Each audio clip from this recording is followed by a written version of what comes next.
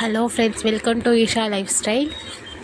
வாங்க, நேற்று நான் சிறுவாபுரி கோயிலுக்கு போயிருந்தேன்னு சொல்லியிருந்தேன் இல்லையா, அதோட கண்டினியூ தான் இது. பாருங்கள், அவர் ஜாலியாக வேடிக்கை பார்த்துனே வந்திருந்தார். ஹாய் சொல்லனா கூட சொல்லலை, அவ்வளோ இன்ட்ரெஸ்ட்டாக வேடிக்கை பார்த்துருந்தாரு.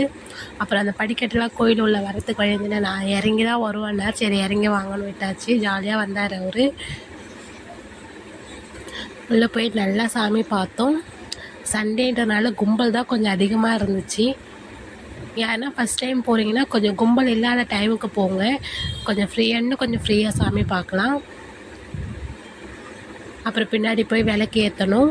அங்கே குளம்லாம் இருந்துச்சு, அவருக்கு எல்லாத்தையும் வேடிக்கை காமிச்சிட்டு கூட்டிகிட்டு வந்தாச்சு.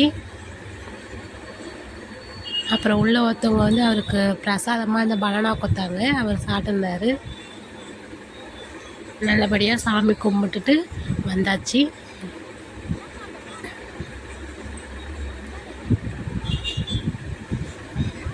நீங்களும் இந்த மாதிரி ஜாலியாக கோயிலுக்கு போயிட்டு வாங்க. இந்த கோவிலுக்கு போனால் நிறைய பேர் நல்லது சொன்னாங்க, அதனால தான் நாங்களும் போனோம். நீங்களும் கண்டிப்பாக உங்களுக்கு டைம் கிடச்சதுன்னா போயிட்டு வாங்க. சிறுவாபுரி சென்னையில் இருக்குது. Okay friends, thank you.